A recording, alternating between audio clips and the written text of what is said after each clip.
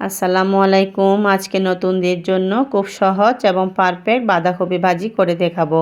এভাবে বাঁধাকপি ভাজি খেতে অনেক ভালো লাগে। এই বাঁধাকপি ভাজি ভাতের সাথে বা সকালের নাস্তায় রুটি কিংবা পরোটার সাথে খেতে দারুণ লাগে। মাঝারি সাইজের একটা টাটকা বাঁধাকপি নিয়ে কেটে কুচি কুচি করে নিয়েছি। বাঁধাকপি কাটার পর পরিমাণে অনেক বেশি দেখাবে, রান্নার পর আবার অনেকটাই কমে যাবে।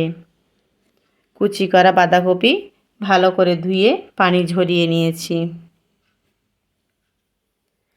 3টা পেঁয়াজ কুচি করে কেটে নিয়েছি। চুলায় প্যান গরম হয়ে এলে 3 টেবিল চামচ তেল দিয়ে দিলাম পেঁয়াজ কুচি, ফালি করা 4-5টা কাঁচামরিচ, হালকা ভেজে রাখা চিংড়ি মাছ দিয়ে ভাজা ভাজা করে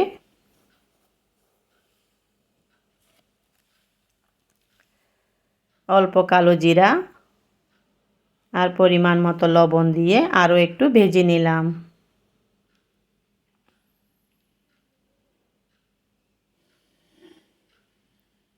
এবার কুটে রাখা বাঁধাকপি দিয়ে তেল, পেঁয়াজ, চিংড়ির সাথে মিশিয়ে নিচ্ছি।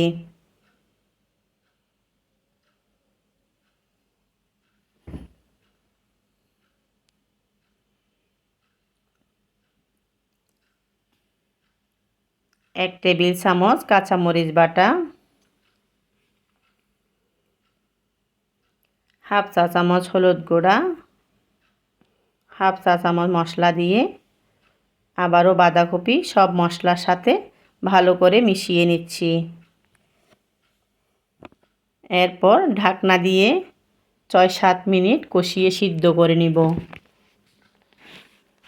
কষানো হয়ে এলে ঢাকনা সরিয়ে হালকা নেড়ে দিব। বাঁধাকপি রান্না প্রায় হয়ে এসেছে। এবার ধনেপাতা ছড়িয়ে আবারও কিছুক্ষণ নেড়ে বাঁধাকপি ভাজি নামিয়ে সার্ভ করে নিব।